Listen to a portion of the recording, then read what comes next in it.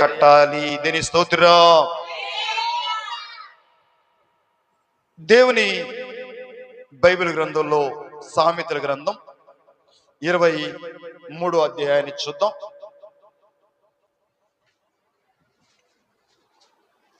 సామెతల గ్రంథము 23వ అధ్యాయము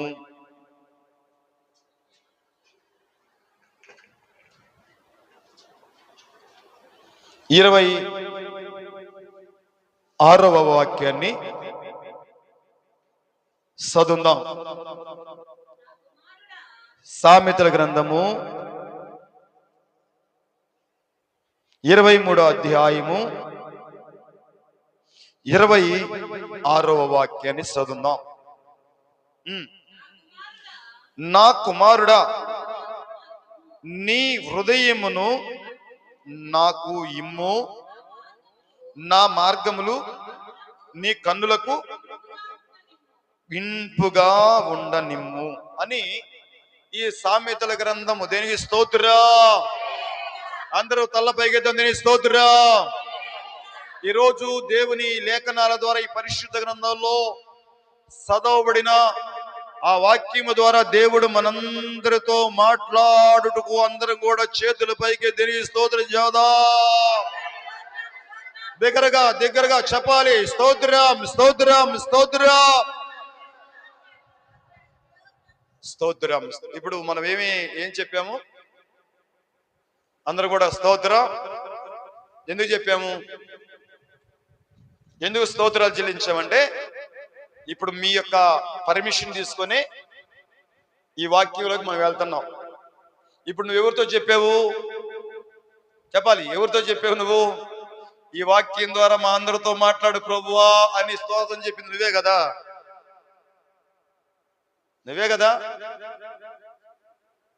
అందుకే కదా నువ్వు స్తోత్రం చెల్లించింది, ప్రార్థన చేసింది కూడా అందుకే కదా. మరి అందుకేం చేయాలి? ఇప్పుడు ఆయన వాక్యం ద్వారా మనందరితో మాట్లాడటానికి మనం ఏం కావాలి? ఈనేవారిగా ఉండాలి. దీనికి స్తోత్రం. హల్లెలూయా. ఈ సామెతల గ్రంథము అనేది చాలా జ్ఞానయుక్తమైన గ్రంథం. చాలా ఈ సామెతలు అనేది చాలా రకాలుగా సామెతలు ఎన్నో రకాలుగా ఈ లోకంలో కొన్ని రకాలైన సామెతలు అనేవి చూస్తూ ఉంటారు. కొన్ని సామెతలు దాన్ని ఏమంటారు? ఇంకా ఏదో ఈ సామెతల గురించి లాంగ్వేజ్ లో మాట్లాడుతూ ఉంటారు. ఈ బైబిల్ గ్రంథంలో ఈ జ్ఞాని అయిన సొలొమోను గారు రాసిన, ఆయనకున్న జ్ఞానాన్ని బట్టి ఆయన రాసిన ఆ గ్రంథము దేవుడు రాయించాడు కనుక దానికి ఏ పేరు పెట్టబడిందంటే సామెతల గ్రంథము అని దేవుడు ఈ పరిశుద్ధ గ్రంథంలో దీనికి నామకరణ చేశాడు. అయితే ఈ గ్రంథకర్త ఎవరంటే జ్ఞాని అయిన సొలొమోను, దావీదు కుమారుడైన సొలొమోను అని చెప్పి మొట్టమొదటి అధ్యాయంలో మనకి పరిచయం అవుతూ ఉంటది. ఈయన ఈ గ్రంథాన్ని రాస్తూ దేవుడు రాయిస్తూ చెప్పుచున్న విషయాలన్నింటినీ కూడా క్షుణ్ణంగా మనం చదవగలిగితే చాలా సామెతలను మనం తెలుసుకుంటూ ఉంటాం. చాలా గొప్ప ఈ లోకంలో ఎన్ని రకాలైన జీవులుండి, ఎన్ని రకాలుగా బ్రతుకుతున్నాయి, ఎన్ని రకాలైన మనుషులుండారు, ఈ మనుషుల్లో ఉన్న జ్ఞానం ఏంటి, లేకపోతే ఈ మనుషుల్లో ఉన్న ఆ యొక్క స్వభావాలు ఏంటి, ఈ మనుషుల్లో ఎలాంటి క్రూరత్వం ఉంది, ఎలాంటి దుష్టత్వం ఉంది, ఎలాంటి అవినీతి ఉంది, ఎలాంటి అన్యాయం ఉంది, ఎలాంటి మనిషి యొక్క జీవితం ఎలా ఉంటుంది, ఈ లోకం జీవితం ఎలా ఉంది, లేకపోతే ఇంకా ఆ పరలోకపు సంగతుల్లో ఎలా ఉండి, ఆ దేవుని సంగతులు ఎలా ఉండి, దేవుని యొక్క మనస్సు ఎలాంటిది, దేవుని యొక్క మనసులో ఉన్న విషయాలన్నీ కూడా ఈ గ్రంథంలో జ్ఞాని సొలొమోను ద్వారా దేవుడు ఆయన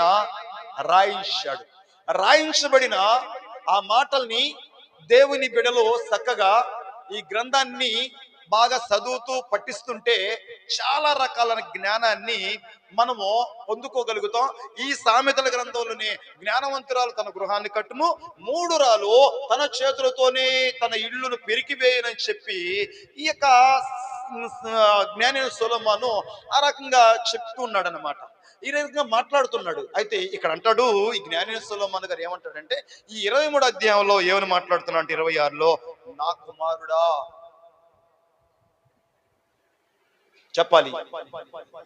ఈయన అన్నాడు, నా కుమారుడా నీ హృదయము నాకిమ్ము అన్నాడు. నీ హృదయము నాకిమ్ము, నా కుమారుడా. ఏమని ఆయన వర్ణిస్తున్నాడు? తన కుమారుడు లేక దేవుడు తండ్రిగా ఉన్నాడు. తన బిడ్డల్ని దేవుడు ఏమని పిలుస్తున్నాడు? నా కుమారుడా, నా కుమార్తె. ఇప్పుడు నీ హృదయాన్ని నాకిమ్ము అన్నాను. ఏ తండ్రి అయినా తన యొక్క కుమారుడు యొక్క హృదయాన్ని తన తండ్రికి ఇస్తే ఎంత గొప్ప భవిష్యత్తు ఉంటుంది, ఎంత గొప్పగా ఒక మంచి మార్గంలో తన కుమారుడు నడవగలుగుతుంటాడు.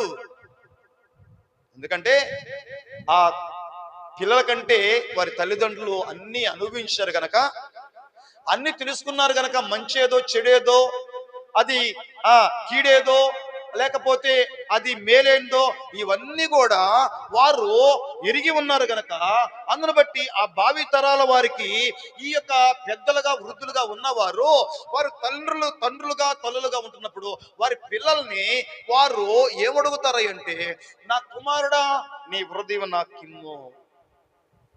ఏమివ్వాలి? ఇప్పుడు తన పిల్లలు తన బిడ్డలు తన తండ్రికి లేక తన తల్లికి తన హృదయం ఇస్తే ఎంత బాగుంటది, ఎంత ఆనందంగా ఉంటది, ఎంత సంతోషంగా ఉంటదండి. ఆ పిల్లల గురించి, ఆ బిడ్డల గురించి ఆ తల్లికి ఆ తండ్రికి ఎంత ఆనందంగా ఉంటది. అదే తన హృదయాన్ని తన తండ్రికి ఇవ్వకుండా తన తల్లికి ఇవ్వకుండా ఎవరెవరికో ఇచ్చేసాడు అనుకోండి, ఎవరెవరికో అమ్మేశాడు అనుకోండి, ఆ జన్మనిచ్చిన ఆ తండ్రి తల్లికి ఏమైనా ఆనందం ఉంటుందా? ఏ ఆనందం ఉండదంట. వారికి చాలా వేదన, చాలా బాధ, చెప్పుకోలేక, ఎవరికి తన బిడ్డ గురించి చెప్పుకోలేక, తన బిడ్డ యొక్క పరిస్థితులు ఎవరితో పంచుకోలేక, ఎవరికైనా చెబితే ఎవరికైనా తన బిడ్డ గురించి చెప్తే తన బిడ్డ ఇలాంటి వాడని చెప్పి తన గౌరవం పోయిద్దనో, తన ఇలువ పోతేనో, తన తండ్రి తన తల్లి లోపల ఎంతో వేదన పడి ఎంతో కుంగిపోయే పరిస్థితుల్లో మనం ఈ లోకంలో చూస్తూ ఉంటాం. ప్రియ దేవుని సంగమం, ప్రియ దేవుని యొక్క జనాంగం. అలాగనే ఈ జ్ఞాని సొలొమోను అంటున్నాడు, లేక మన ప్రభువైన యేసుక్రీస్తు వారు ఆయన చెప్తున్నాడు, నా కుమారుడా. చెప్పాలందరూ పైకెత్తి ఏమన్నాడు ఆయన? నా కుమారుడా లేక నా కుమార్తె నీ హృదయము నాకిమ్ము అంటున్నాడు. మన హృదయాన్ని ఏమన్నాడు? దేవుడు ఏమడుగుతున్నాడు? తండ్రి అయిన దేవుడు ఏమడుగుతున్నాడు? మన యొద్ద నుండి ఆయన ఏం కోరుకుంటున్నాడు? తండ్రి అయిన దేవుడు మన యొద్ద ఆయన కోరుకునేది ఏమైనా ఉందాయి అంటే, ఆయన మన యొద్ద ఏం కోరుకోడు, నీ యొద్ద ఏమి తీసుకోడు. హల్లెలూయా. నీ యొద్ద ఆయన ఏమి కూడా తీసుకోడు. తీసుకుంటాడా? చెప్పాలి. తీసుకుంటాడండి? నీ యొద్ద ఏమైనా దేవుడు తీసుకుంటాడా? ఇప్పుడు తండ్రి ఉన్నాడు లేక తల్లి ఉంది ఈ లోకంలో. మరి ఆ తండ్రి వారి బిడ్డలు చూడటానికో లేకపోతే వాళ్ళ బిడ్డలు ఎక్కడొక్కడో ఉన్నారు వాళ్ళు చూద్దామని చెప్పి వెళ్ళినప్పుడు, వాళ్ళ పలకరిద్దామని వెళ్ళినప్పుడు ఈ తండ్రి ఏం చేస్తాడు? వాళ్ళకి ఇచ్చేవాడుగా ఉంటాడా, తీసుకునేవాడుగా ఉంటాడా? అతని దగ్గర లేకపోయినప్పటికీ, అవునా కదా, అతని దగ్గర లేకపోయినప్పటికీ కూడా ఏం చేస్తాడు? ఇచ్చేవాడిగా ఉంటాడు. ఎందుకంటే నా పిల్లలు బాగుండాలి, నా బిడ్డలు కష్టపడకూడదు, నా బిడ్డలు ఎవరి దగ్గర చాచకూడదు అని ఆ తండ్రికి ఆ గుండెల్లో అలాంటి ఆలోచనలు ఉంటాయి అన్నమాట. నా బిడ్డ ఎక్కడ కష్టపడకూడదు అని ఆ తండ్రి లేకపోయినప్పటికీ కూడా ఆ పిల్లలకి ఇచ్చేవాడిగానే ఉంటాడు, కానీ తీసుకునేవాడిగా ఉండడు.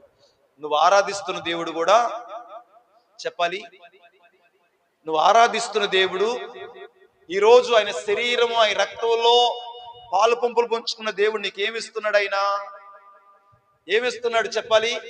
ఈ భౌతికమైన ఇవట్లయినా, ఈ లోక సంబంధమైన ఇవట్లయినా, పరలోక రాజ్యం నుండి దిగొచ్చిన, పరలోకం నుండి దిగొచ్చిన ఆయన, నేనే జీవాహారాన్ని, నా శరీరము తినువాడు, నా రక్తము తినువాడు ఎన్నటికి కూడా అతడు చనిపోడు, అంత్య దినాన్న నేను వాని లేపుతాను, నా శరీరం నా రక్తము తినువాడు ఎన్నడు చనిపోడని నీ దేవుడు చెప్తున్నాడు.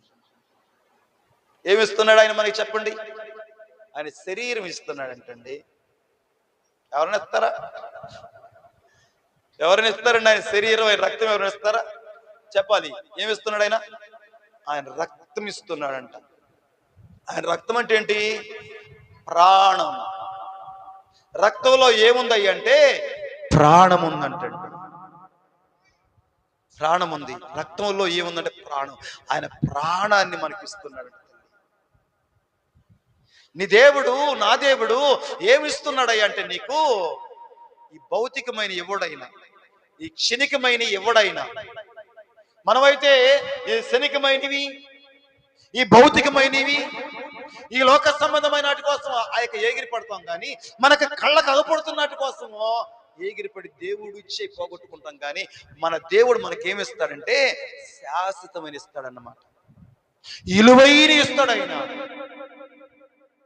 ఇకెన్నడూ నీకు తీరని గొప్ప నీ జీవితం ఈ లోకంలో బ్రతికి ఉన్నంత వరకు ఆయన ఏం చేస్తాడంట? ఆయన చేసే పనులు ఏంటంటే ఎన్నటెన్నటికి దేవుడు నిన్ను ఆశీర్దిస్తూనే ఉంటాడు, కానీ ఆ ఆశీర్వాదం తీసివేసే దేవుడు కాదు. ఎవరెత్తారండి? మనుషులు ఎవరు ఎత్తారా ఆశీర్వాదం? ఈ ఆశీర్వాదం ఎక్కడైనా మనం కొనగలుగుతామా? ఎవరైనా అమ్ముతారా ఈ ఆశీర్వాదము? దేవుడిచ్చే ఆశీర్వాదము, దేవుడిచ్చే ఆశీర్వాదము ఎక్కడ కొనగలుగుతావు? ఎక్కడ అమ్ముతారు? ఎవరు అమ్ముతారు? దేవుడు మనకి ఏమి ఇస్తున్నాడంటే పరలోక సంబంధమైన ఆశీర్వాదాలు తన బిడ్డలకి ఇస్తున్నాడంట. ఆ పరలోక సంబంధమైన ఆశీర్వాదాలు ఏంటో తెలుసా? శాశ్వతమైన, భౌతికమైన కాదు, భౌతికమైన కాదు. దేవుడిచ్చే ఆశీర్వాదాలు, దేవుడు మనల్ని ఎప్పుడు కూడా ఆశీర్వదించాలని ఆ మన యొద్దకు వస్తూ ఉంటాడు. గట్టిగా చప్పట్లు కొడదాం. ప్రైజ్ లా, హల్లెలూయా, దేవునికి స్తోత్రం. మన దేవుడు మన దగ్గరికి ఎప్పుడు వచ్చినా నీ ప్రార్థనలో ఈ వాక్యం ద్వారా ఎప్పుడు నీతో మాట్లాడుతున్నా దేవుడు ఏం చేయడానికి వస్తాడంటే నిన్ను శపించడానికి రాడంట, నిన్ను కష్టపెట్టడానికి రాడంట, నిన్ను అవమానపరచడానికి రాడంట, నిన్ను ఏడిపించడానికి రాడంట. కానీ ఏం చేస్తాడు? నిన్ను నిత్య ఆనందాన్ని ఇవ్వటానికి వస్తాడంట, నిత్య సంతోషాన్ని ఇవ్వటానికి దేవుడు నీ ప్రార్థనలో ఆయన వస్తాడంట. దీనికి స్తోత్రం. నీతో తన వాక్యం ద్వారా ఎప్పుడైతే మాట్లాడుతున్నాడో నేర్పించడానికి ఆయన మాట్లాడు, నిన్ను బాధ పెట్టడానికి, నిన్ను దుఃఖపరచడానికి ఆయన రాడు. కానీ ఈ వాక్యం ద్వారా ఆ వాక్యమైన దేవుడు నీ దగ్గరికి వస్తుంది. ఎందుకు వస్తానంటే నీకు ఒకవేళ గర్భఫలం లేదా, గర్భఫలం ఇయటానికి వస్తాడు. ఆ గర్భఫలం లేక ఎంతో మనోవేదనతో, మనోవాక్కులు పడి ఎంతో ఎంతో అవమానంతో ఉన్నావేమో, ఈ వాక్యం ద్వారా, నీ ప్రార్థన ద్వారా నా దేవుడు ఎలా వస్తాడు తెలుసా? నీ యొక్క జీవితంలో ఉన్న శాపాన్ని కొట్టివేయటానికి ఆయన తన వాక్యము ద్వారా నీ దగ్గరికి వచ్చే దేవుడు. గట్టిగా సభలో ప్రజల హల్లెలూయా. ఆయన నీ దగ్గరకు వచ్చే దేవుడు, ఆయన దేవుని స్తోత్రం.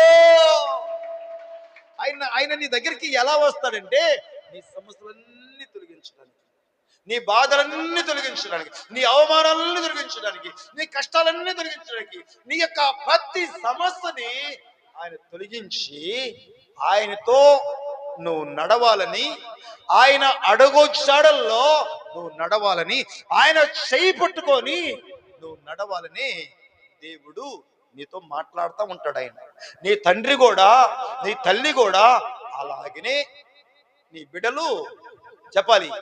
నీ బిడ్డలు ఎక్కడ ఉండాలనుకుంటావు? చెప్పండి. నీ బిడ్డలు, నీ పిల్లలు ఎక్కడ ఉండాలనుకుంటావు? చెప్పండి. ఏంటి అర్థం కావట్లేదా? ఏది నిద్ర వస్తుందా? నిద్ర వస్తుంటే చెప్పండి, ముగిద్దాం. నేనైతే మీరేం నాకు తెలియదు, కానీ నేనైతే మీరేమంటారు చెప్పండి? మీరేం భావిస్తారు? మీ పిల్లలు మీతోనే ఉండాలి, మీ కళ్ళ ఎదుటే ఉండాలి.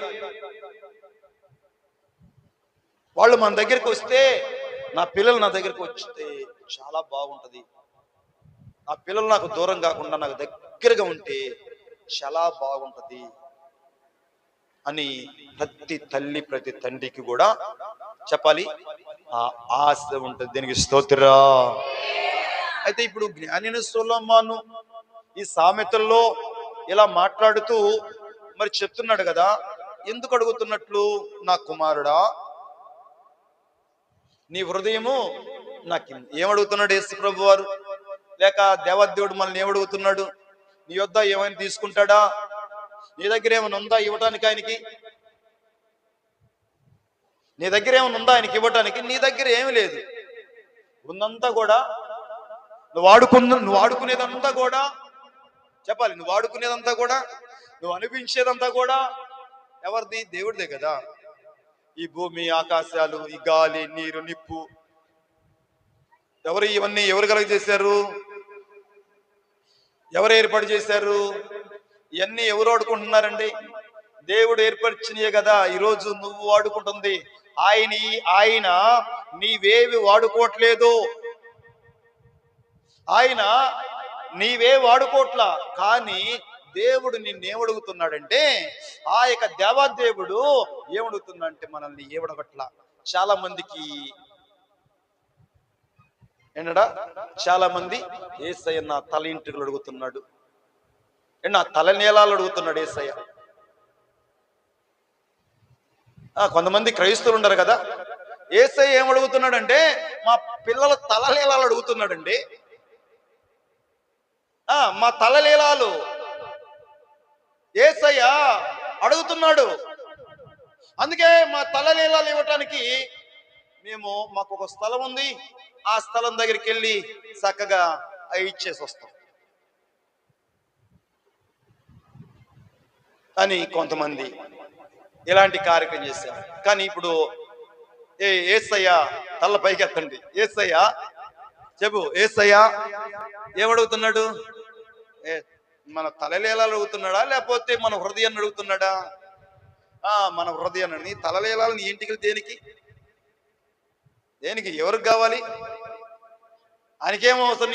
నీ తల ఇంటికలతో ఆయనకేం అవసరం అండి? ఏం చేసుకుంటాడు ఆయన? ఇప్పుడు మనము దేవుడు ఏమడుగుతున్నా అంటే మన తల ఇంటికలు అడగట్లా, దేవుడు మన జీవితాన్ని అడుగుతున్నాడు, దేవుడు మన హృదయాన్ని అడుగుతున్నాడు. నా కుమారుడా, నీ హృదయం నాకు ఎందుకంట? దేనికి అడుగుతున్నాడు చెప్పండి? ఎందుకు అడుగుతున్నాడు అండి? హల్లెలూయా, హల్లెలూయా. ఇర్మియా గ్రంథము 17వ అధ్యాయము, ఇర్మియా గ్రంథం 17వ అధ్యాయము 9వ వాక్యం చూద్దాం. ఇర్మియా గ్రంథం త్వరగా 17.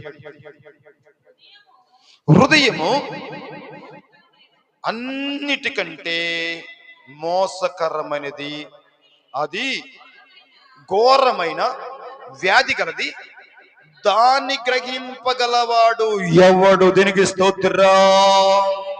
హల్లెలూయా. హృదయము అన్నిటికంటే మోసకరమైనది. అన్నిటికంటే మోసకరం అంటే చెప్పాలి. హృదయం మానవుడు యొక్క హృదయము ఎలా ఉందంట?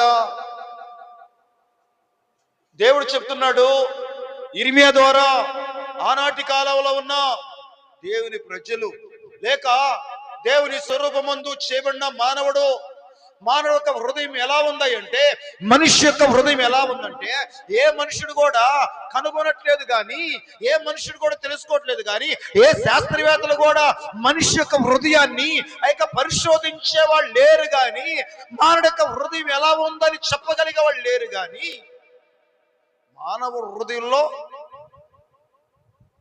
ఏమైంది? ఆ హృదయము మోసకరమైన ఒక వ్యాధి కలిగి ఉంది, ఒక వ్యాధితో ఉంది. ఏ వ్యాధి అంటే ఒక మోసకరమైన వ్యాధి. ఈరోజు ఈ లోకంలో ఉన్న డాక్టర్లు చూస్తే, మానవ హృదయాన్ని చూస్తుంటే, ఆ మానవ హృదయంలో హార్ట్ అటాక్లు, ఆ ట్రోక్స్ వచ్చేసి అందుని బట్టి మానవులు చనిపోతున్నారు. ఆ వాల్స్ అన్ని కూడా బ్లాక్ అవుతున్నాయి. ఎక్కడ వాల్స్ బ్లాక్ అవుతున్నాయో, ఏమై ఉందో, ఎందుకు ఈ హార్ట్ అటాక్ వచ్చిందో అని దాని మీద పరిశోధన చేస్తున్నారు. కానీ దానిని ఎంతెంతగానో దాని గురించి ఎంతెంతగానో తెలుసుకోవడానికి ప్రయత్నం చేస్తున్నారు. కానీ మానవుడు హృదయము ఏమైంది? మోసంతో ఉందంట, ఘోరమైన వ్యాధితో ఉంది అని దేవుడు చెప్తున్నాడు. ఏంటంటే ఈ వ్యాధి ఏంటి? ఈ వ్యాధి చూద్దాం త్వరగా, టైం అవుతుంది, అక్కడ 1:30 దాటిపోయింది. ఏమో ఈ వ్యాధి ఏమైందో, ఈ వ్యాధి ఏమైందో మార్కు సువార్త 7వ అధ్యాయం చదువుదాం. మార్కు సువార్త 7వ అధ్యాయము, మార్కు సువార్త 7వ అధ్యాయం త్వరగా చదువుదాం. మార్కు సువార్త 7వ అధ్యాయము 15 నుండి చదువుదాం. 15వ వాక్యం. ఏలపల నుండి లోపలికి పోయి మనిషిని అపవిత్రునిగా చేయ లేదు గాని, లోపల నుండి బయలు వెళ్ళినది మనుషుని అపవిత్రునిగా చేయనను ఆయన జన సమూహమును విడిచి వచ్చినప్పుడు ఆయన శిష్యులు ఈ ఉపమానములకు వచ్చి ఆయన నడగా, ఆయన వారితో ఇట్లా, నేను మీరును ఇంత అవివేకులై ఉన్నారా?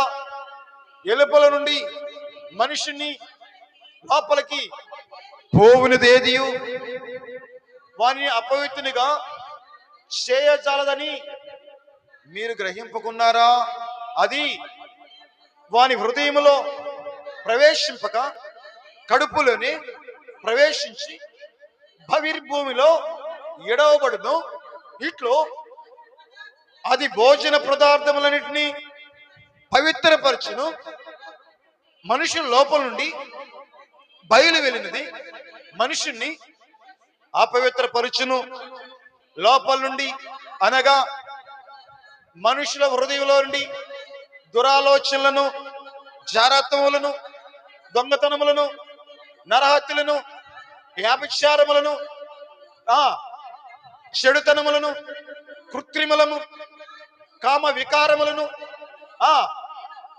దేవదూషణమును, అహంభావమును, అవివేకములను వచ్చును.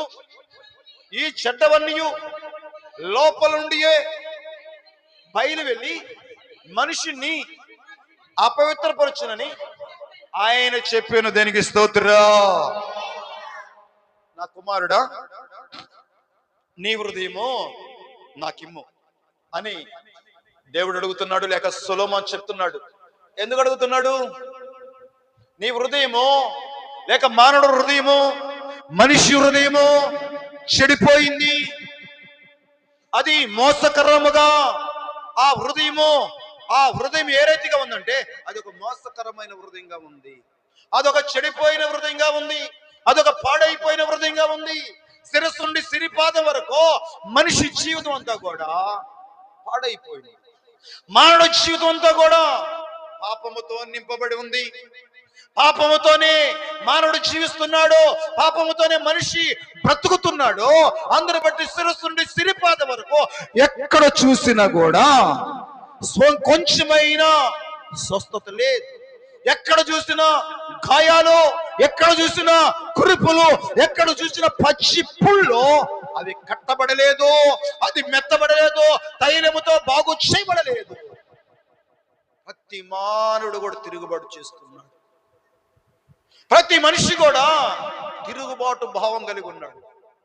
దేవుని మీద తిరుగుబాటు, దేవునికి వ్యతిరేకంగా జీవించే వైఖరి మనిషిలో ఉంటుంది. అందుకే దేవుడు అడుగుతున్నాడు, దేవాదేవుడు చెప్తున్నాడు సొలొమోను, ఆయన ఈ సామెతల్లో రాయబడిన మాటను చూస్తుంటే, నా కుమారుడా, నీ హృదయము నాకిమ్ము. నీ హృదయం ఎలా ఉందో తెలుసా? చెడిపోయింది. నువ్వు పైకైతే చాలా బాగుండవు, చాలా అద్భుతంగా ఉండవు.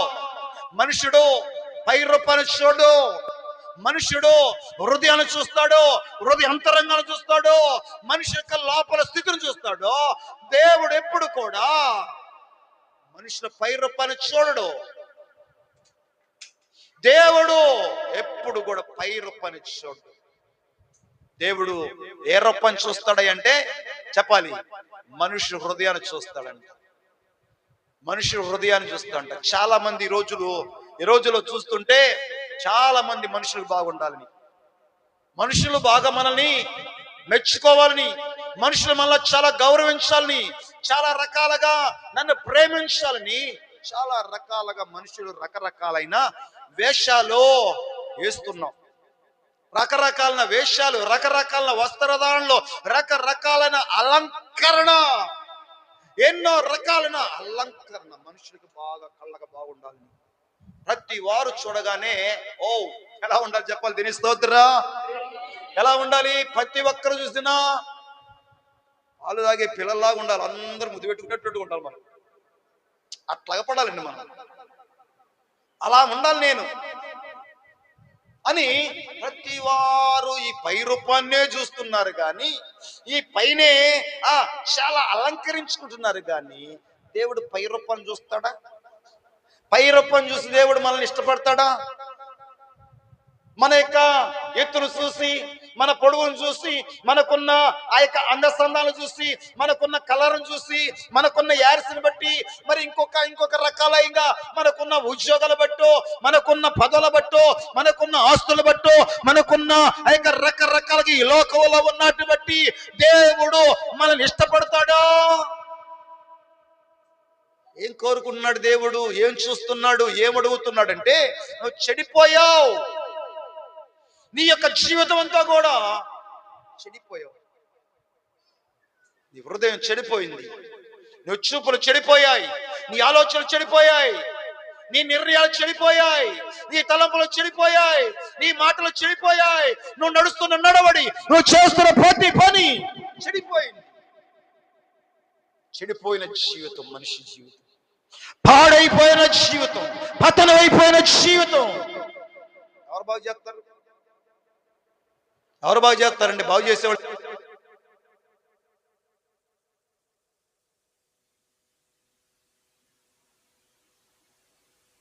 హల్లెలూయా, హల్లెలూయా. మనిషి జీవితం అంతా కూడా ఏమైపోయిందంట? పాపముతో నింపబడిందంట.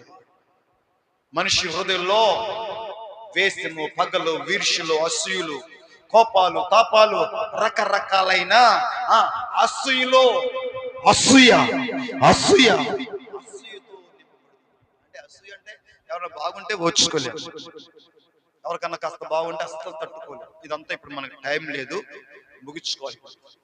దాని స్తోత్రం.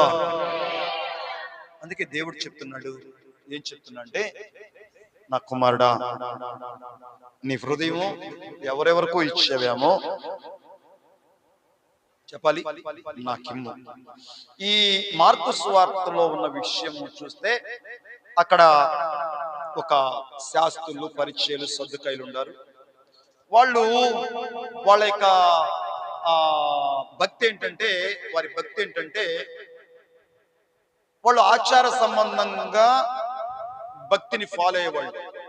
వారి హృదయాల్లో మాత్రము దేవుని భయం ఉండదు.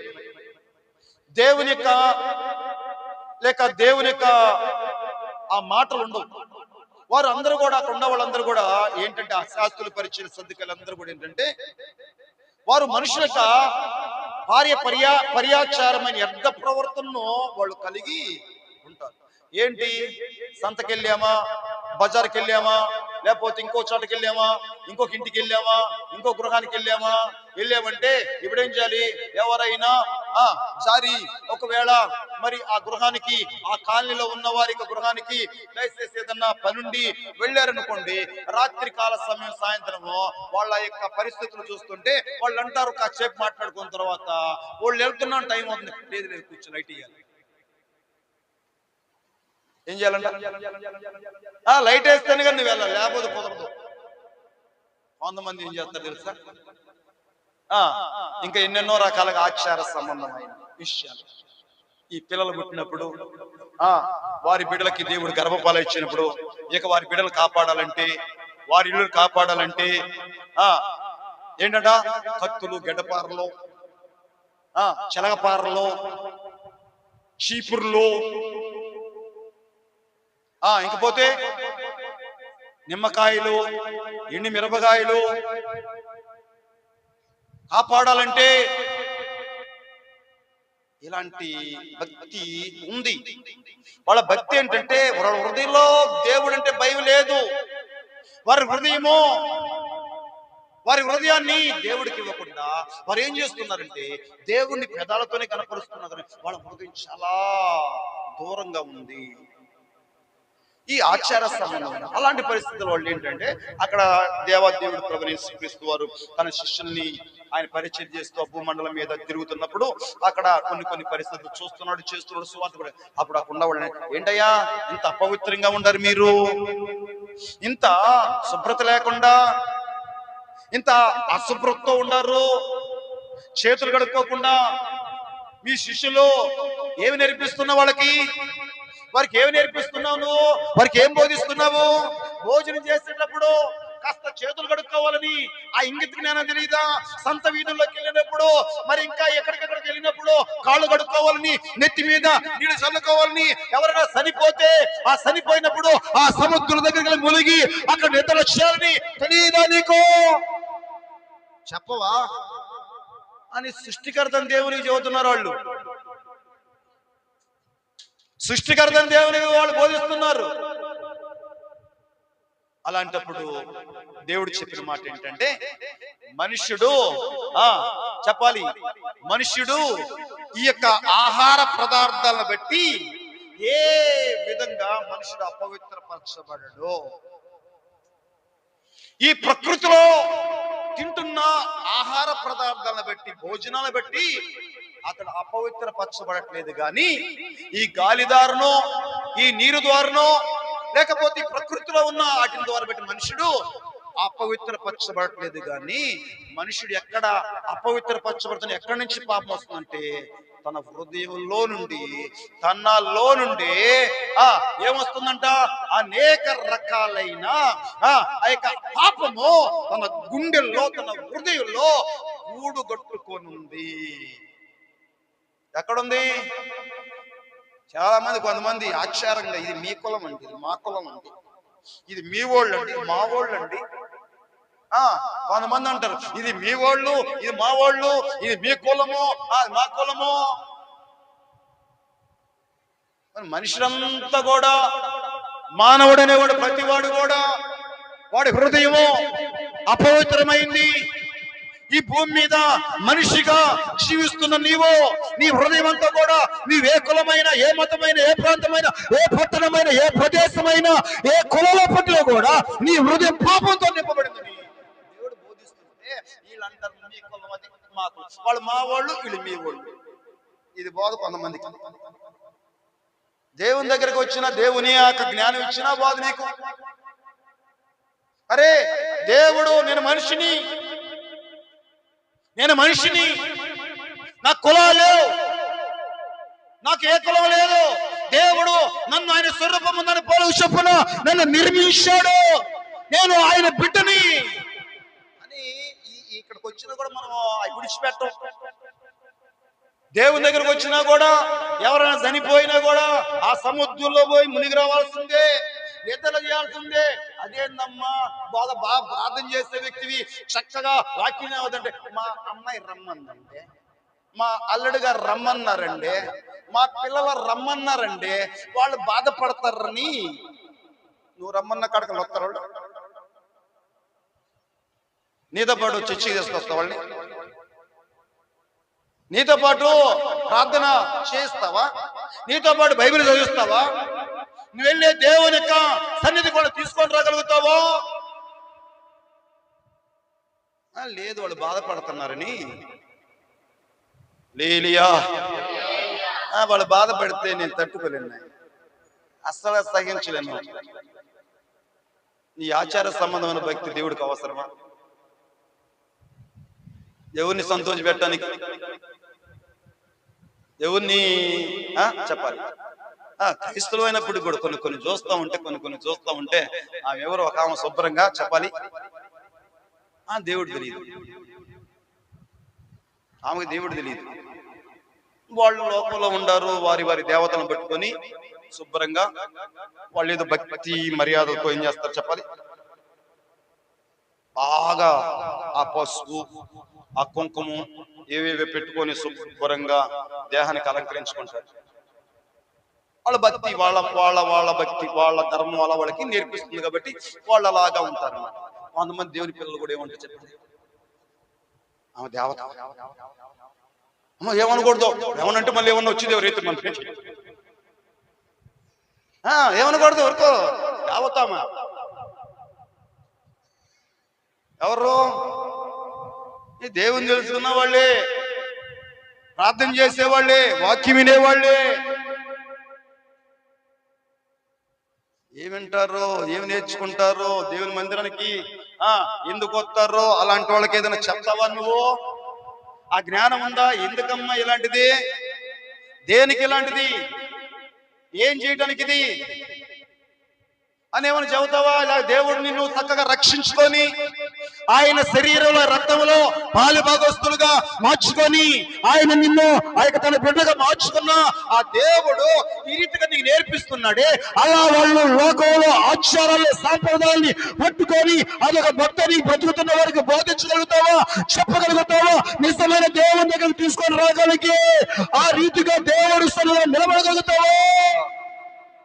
వచ్చానంటే వచ్చా, పోయావంటే పోయా, నువ్వు వదలవు, అన్ని నువ్వు చేసేవన్నీ చేస్తూనే ఉంటాం. మళ్ళా ఎవరెవరు చెప్పిన అన్ని చేస్తా ఉంటాం. నువ్వు పాస్టర్ చెప్పిన అసలు చేయవు, మళ్ళీ పాస్టర్ గారు చెప్పిన అసలు చేయవు. ఎవరు పడ్డా కూడా అన్ని చేసేస్తావు, నీకు అన్ని చేస్తావు. మన భక్తి అంతా ఎక్కడికి పడాలి? మన భక్తి ఎక్కడికి పడుద్ది? మన శుభకార్యాల్లో మన భక్తి పడుతుంది, పెళ్లిళ్ళలో మన భక్తి అవుతూ ఉంటుంది. మనం చేసే భక్తి మన దేవుని పిల్లలమా కాదనేది అప్పుడు అగపడతా ఉంటుంది అన్నమాట. ఓకే, వీళ్ళ భక్తి వీళ్ళ వ్యవహారం అక్కడ తెలిసిపోతే అక్కడ స్కాన్ చేయొచ్చు అన్నమాట. వాళ్ళు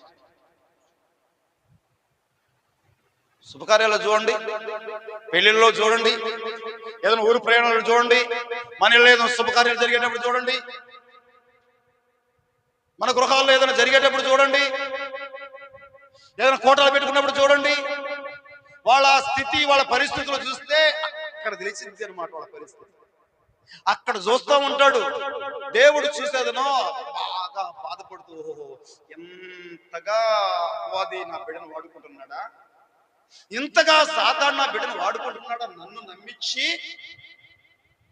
మందిరంలోనేమో చాలా భక్తిగా ఉండి చాలా భక్తిని కనపరుస్తూ ఇక్కడికి వచ్చేలేకి సాతాను వాడేసుకుంటున్నాడు. తిరిగి స్తోత్రా. అక్కడ దేవుడు మన గురించి చెప్తా ఉంటాడు, చూస్తా ఉంటాడు నీ భక్తి ఏంటో.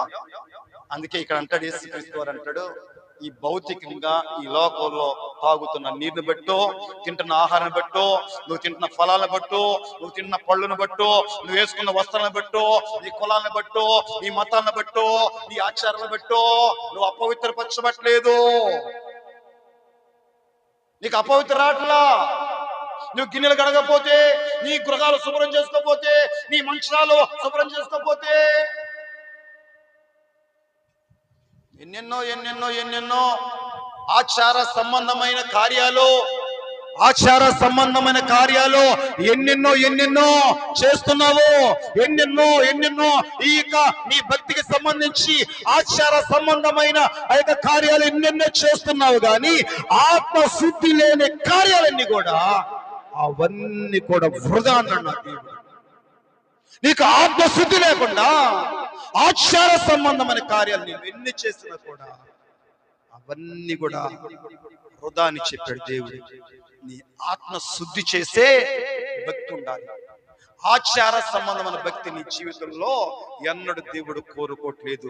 ఈ రోజు నువ్వు దేవుడు చెప్తున్నాడు, నా కుమారుడా నీ హృదయం నాకిమ్ము అన్నాడు. అయితే గమనిస్తుంటే ఎందుకు అడుగుతున్నాడు అంటే, హృదయము మానవుడు హృదయం చెడిపోయింది. అది బాగా ఘోరమైన మోసకరంతో నింపబడింది. ఆ హృదయంలో ఏముందంటే అంత అపవిత్రత ఉంది, అంత పాపం ఉంది, అంత దేశం ఉంది, అంత పగ ఉంది, అంత వీర్ష్య ఉంది.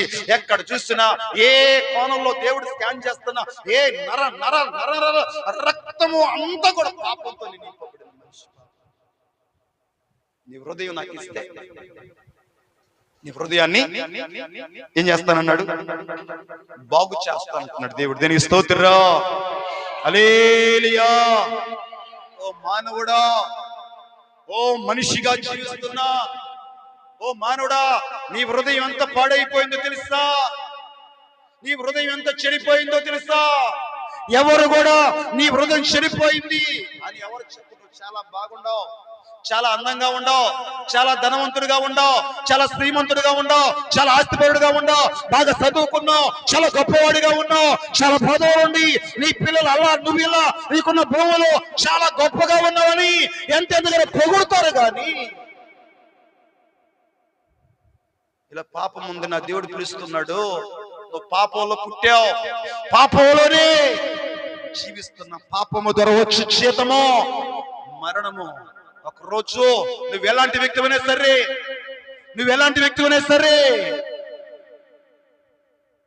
సింహాసనం మీద కూర్చొని పరిపాలన చేస్తున్న రాజు అయినా చెప్పాలి, ఒకరోజు చనిపోవాల్సిందే.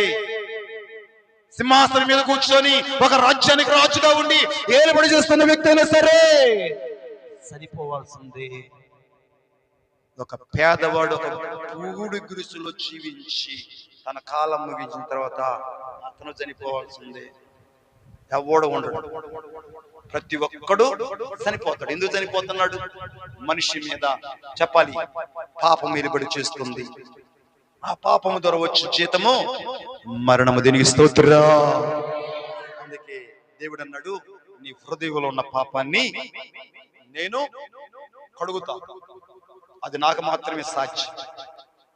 ఎవరిని? హృదయాన్ని, నీలో ఉన్న వ్యాధిని, నీలో ఉన్న రోగాన్ని. నువ్వు ఎన్ని రకాలైన తపస్సులు చేసినా, ఎన్ని తీర్థయాత్రలు చేసినా, ఎన్ని దాన ధర్మాలు చేసినా, నువ్వు మడి కట్టుకొని ఉదయాన్ని లేచి ఎన్ని రకాలుగా గుళ్ళు చుట్టూరు ప్రదర్శన చేసినా కూడా నీలో ఉన్న పాపము పరిష్కారం లేదు. నీలో ఉన్న పాపానికి ప్రాయశ్చిత్తము లేదు.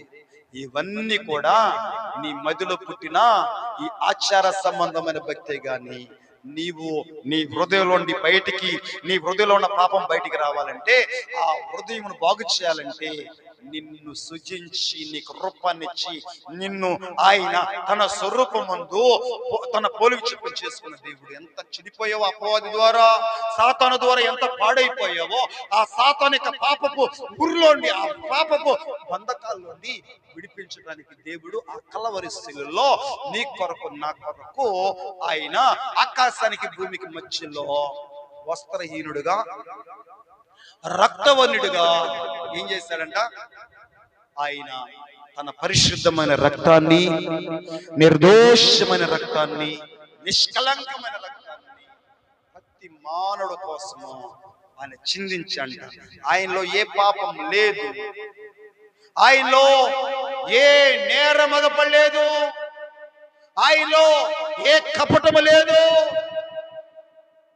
ఆయన మనుషులందరిని ప్రేమించి మనుషులందరిని బ్రతికించడానికి ఆయన ఏం చేస్తాడు తెలుసా?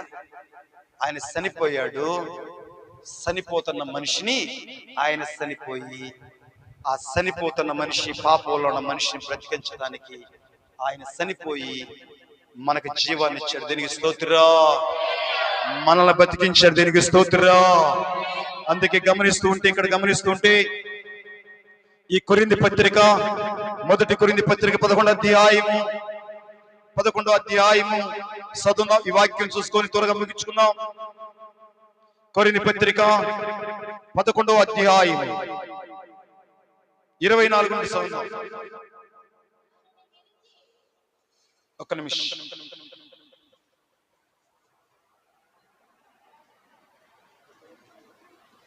ఈ కొరింథీ పత్రిక 11వ అధ్యాయము పౌలు గారు చెప్తున్నాడు 23.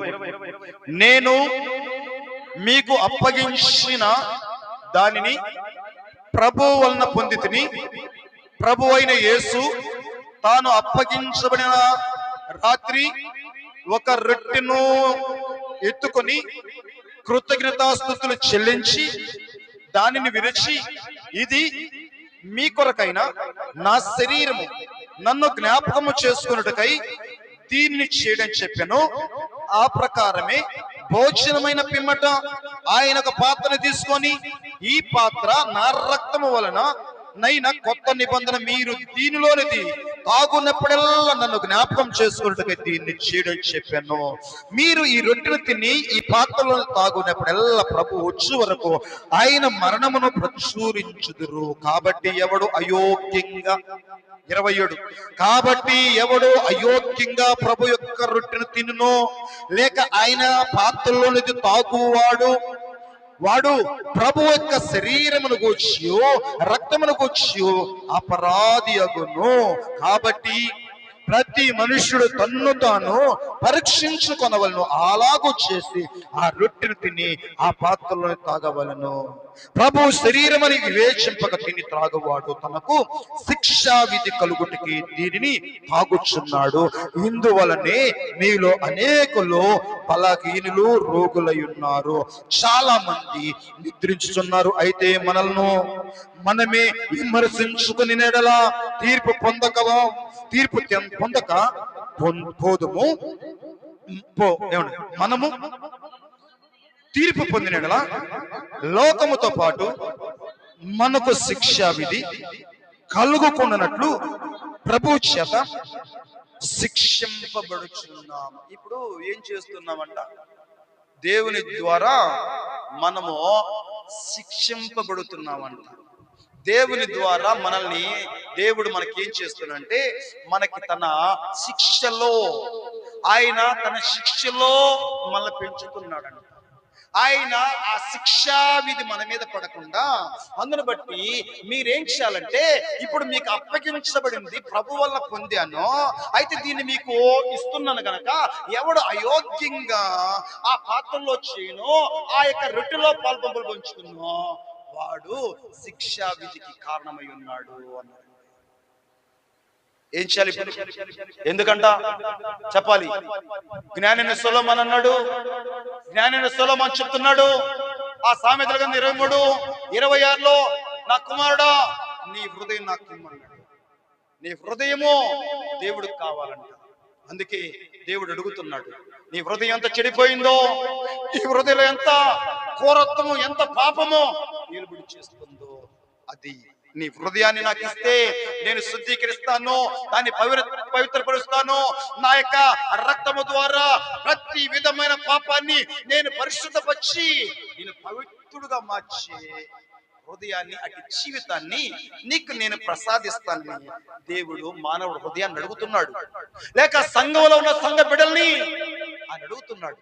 ప్రియ దేవుని సంఘమా, ప్రియ దేవుని జనాంగమా, ప్రియ దేవుని బిడ్డ, హృదయాన్ని నాకు ఇస్తావా? ఈరోజు ఆయన శరీరం తీసుకోవడానికి, ఆయన రక్తంలో పాల్పంచుకోవడానికి వచ్చిన నీవు, నీ హృదయం ఎంత చెడిపోయింది, ఎంత ఘోరత్వంతో, ఎంత పాపంతో ఉంది. అలాంటి హృదయాన్ని పెట్టుకొని నిన్ను నువ్వు పరీక్షించుకోకుండా, నిన్ను నువ్వు దేవునికి అప్పగించుకోకుండా, నీ జీవితం దేవునికి ఒక ఒక ఒక ఒక శుద్ధీకరణ లేకుండా, ఒక ఒప్పుకోలు లేకుండా, నీ ఇష్టానుసారంగా వచ్చేసి నేను చాలా బాగుండాను, చాలా గొప్పగా, చాలా మంచి వ్యక్తిని, ఏ లోపం నాలో లేదు, చాలా విలువైన వ్యక్తిగా ఉండాలని చెప్పి ఒకవేళ అనుకుంటున్నావేమో, అలా ఈరోజు ఆయన శరీరంలో, ఆయన రక్తంలో పాల్పంచుకున్నావు. ప్రియదేవుని బిడ్డ, దయచేసి అట్టి కార్యక్రమం నీకెంతో అది మేలుకరంగా ఉండే కార్యక్రమం కాదు, అదేదో నీకు ఆశీర్వాదంగా ఉండే కార్యక్రమం కాదు. ఈ రోజు ఆయన సన్నిధిలోకి వచ్చి ఆయన శరీరంలో, ఆయన రక్తంలో పాల్పంచుకుంటే ఏదో నీకు గొప్ప ఆశీర్వాదం వచ్చింది, దేవుడిని పరలోక రాజ్యానికి తీసుకెళ్తాడు. ఏదో ఒక భ్రమలో చాలా మంది ఇది ఒక గొప్ప ఆచారంగా కొనసాగుతున్నారు. కానీ నీ జీవితాల్లో దేవుడు నీ హృదయాన్ని ఎంతెంతగానో పరిశోధిస్తున్నాడు తెలుసా? నీ హృదయంలో ఉన్న విషయాలు చెప్తున్నాడు, నువ్వు తెలుసుకుంటున్నావా? ఆ దేవుని దగ్గర రమ్మంటున్నాడే, ఆయన పిలుస్తున్నాడే, ఆయన పిలిచినప్పుడు నువ్వు రాగలుగుతున్నావా? నీ హృదయాన్ని దేవునికి ఇస్తున్నావా? నీ హృదయాన్ని, జీవితాన్ని దేవునికి అప్పగించుకొని, ప్రభు గడిచినంత ఎక్కడ పడిపోయాను, ఎక్కడ జారిపోయాను, నీకు విరోధంగా ఎవరు నేను గాయపరిచాను, ఎవరిని బాధ పెట్టాను, ఎవరితో గొడవలు పడ్డాను, ఎవరితో జగడాలాడాను, నా భర్తను దూషించానయ్యా, నా భార్యను దూషించాను, నా భర్తతో సమాధానం లేదు, నాకు నా భార్యతో సమాధానం లేదు, ఒక వ్యతిరేకత, నా అత్త, నా మామతో, నా బంధువులతో వ్యతిరేకతని, ఒక దేశంతోనే నా క్రైస్తవ జీవితము కొనసాగుతుందయ్యా. నా హృదయం అంతా చెడిపోయిందయ్యా, నా జీవితం అంతా చెడిపోయిందయ్యా. అందుకే నన్ను ఎవరు బాగు చేస్తారయ్యా? నన్ను బాగు చేసే వాళ్ళు ఎవరున్నారు ప్రభు? చేతులు పైకెత్తామా? ఆచారంగా చేయక తల్లి, నీకు తెలియక చేస్తున్నావేమో, నీకు చెప్పేవాళ్ళు లేక అలా బ్రతికేవేమో. ఈరోజు దేవుడు చెప్తున్నాడు, ఈరోజు దేవుడు మనందరిని ప్రేమించి నీ యొక్క నామకార్థపు జీవితంలో, నీ యొక్క ఆచార సంబంధమైన జీవితంలో చేతుల పైకెత్తు, చేతుల పైకెత్తు, వరుసలో కూర్చోండి, లైన్లో కూర్చోండి, వరుసలో కూర్చొని దేవుని సన్నిధిలో మీ హృదయాలు ఎలా ఉండేవో చెప్తున్నాడు.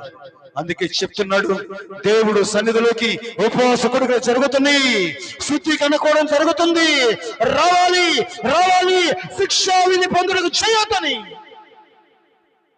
దేవుడు ఇంతగా ప్రేమ చెప్తుంటే ఎవరమైనా వింటామా తల్లి? ఎవరమైనా ఆయనకు లోబడతామా? నాకు ఏర్పాటు చేయబడిన మందిరంలో, సంఘంలో దేవుడు నాకు ఈ నియమకాలపు కోడికలు ఏర్పాటు చేశాడు. నా ఆధ్యాత్మికమైన, నా యొక్క ఆత్మీయ జీవితంలో దేవునికి ఎంతగానో నేను దగ్గరగా ఉండటానికి, దేవుడు నాతో ఉండటానికి, దేవుడితో నేను ఒక దైవికమైన సంబంధాన్ని ఏర్పాటు చేసుకోవడానికి, ఆయన రాజ్యాన్ని నేను సిద్ధపడటానికి ఈ రీతిగా దేవుడు నన్ను మాట్లాడుతున్నాడు, నాతో మాట్లాడుతున్నాడు. చేతుల పైకి ఎలా తీసుకుంటావు తల్లి? ఒక సిద్ధపాటు లేకుండా, ఒక ఒప్పుకోలు లేకుండా, ఎంత ధైర్యం తల్లి! దేవుని బిడ్డ, ఎంత ధైర్యం! ఎలా ఉంది నీ హృదయం? నీ జీవితం ఎలా ఉంది? నీ ప్రవర్తన ఎలా ఉంది? నీ మాటలు ఎలా ఉంది? నీ ఆలోచన ఎలా ఉంది? నీ తలపులు ఎలా ఉంది?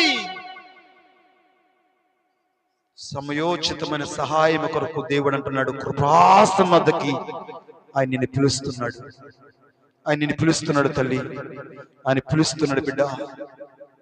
ఈ సంఘంలో నామకార్థంగా నీ భక్తి కొనసాగకూడదని పరిశుద్ధాత్మ దేవుడు ఆయన ఇష్టపడలేదు తల్లి. నేను నామకార్థంగా నేను మోసం చేసి నీ భక్తిలో నిన్ను నరకానికి పంపించాలని పరిశుద్ధాత్మ దేవుడు ఈ సంఘంలో అతి బోధన నేర్పించట్లేదు, అతి బోధన ప్రకటించట్లేదు, అతి బోధన అయినా ఇక్కడ ఉన్న వాళ్ళకి ఆయన తెలియపరచట్లేదు బిడ్డ. అన్నిటికీ నీ సమయం కుదిరిద్ది. ఎక్కడెక్కడికో నీ సమయం కుదిరిద్ది. ఏటేటికో నీ సమయం కుదిరిద్ది. ఎక్కడికక్కడికో సమయం కుదిరిద్ది. ఈ తల్లిదండ్రులతో మాట్లాడుకోవడానికి ఫోన్ లో ఎంతెంతో సమయం కుదిరిద్ది. నీ స్నేహితులతో, నీ బంధువులతో, సెల్ ఫోన్ తో కూర్చొని ఎంతో సమయాన్ని గడుపుతాం. ఎవరిచ్చారు నీ సమయం? ఎవరిస్తున్నారు తల్లి సమయం? ఎవరిస్తున్నారు ఈ సమయం అంతా? హల్లెలూయా, ప్రైజ్ ది లార్డ్, స్తోత్రం, హల్లెలూయా. మాకేమి ఆ కూటం పెట్టి, ఈ కూటం పెట్టి, ఏవేవో కూటాలు పెట్టి సంఘంలో ఆ కూటం, ఈ కూటం, ఈ కూటం అని మాకేమన్నా పని లేదనా? మాకేదైనా మరొక పనులు లేవనా? మిమ్మల్ని ఇబ్బంది పెట్టాలన్నా, మిమ్మల్ని బాధ పెట్టాలన్నా దేవుడు మాకు ఇచ్చిన పని,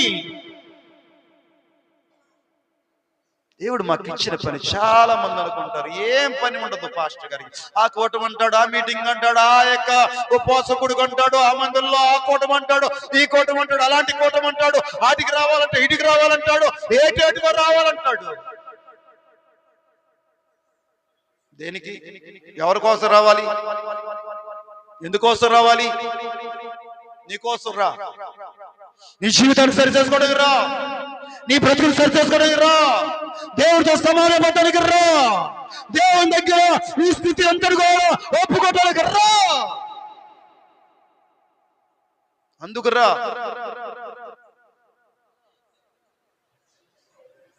ప్రైజ్ ది లార్డ్, హల్లెలూయా, స్తోత్రం, స్తోత్రం, స్తోత్రం, హల్లెలూయా, ప్రైజ్ ది లార్డ్. చేతులు పైకెత్తండి, చేతులు పైకెత్తండి, చేతులు పైకెత్తండి. హల్లెలూయా, ప్రైజ్ ది లార్డ్. నా విశ్వాస యాత్ర కొనసాగుచున్నది. నా విశ్వాస యాత్ర కొనసాగుచున్నది. కొనసాగించే యేసు నాకు తోడుండగా. పాడు. ఎవరు నిన్ను కొనసాగిస్తున్నాడు? ఎవరు నిన్ను నడిపిస్తున్నాడమ్మా? తెలుసా? అదేం తెలుసా? అదేమంటే నా శక్తి అంటావు, నా బలం అంటావు, నా ధనం అంటావు, నా డబ్బు అంటావు, నా భర్త అంటావు, నా పిల్లలు అంటావు, నన్ను నడిపిస్తుంది నా యొక్క యజమానులు అంటావు, మా అధికారులు అంటావు. ఎవరు నడిపిస్తున్నారు? నేను నడిపించే వాళ్ళు ఎవరు? ప్రైజ్ ది లార్డ్, హల్లెలూయా, స్తోత్రం, హల్లెలూయా, స్తోత్రం. చేతులు పైకెత్తండి, చేతులు పైకెత్తి సమయంలో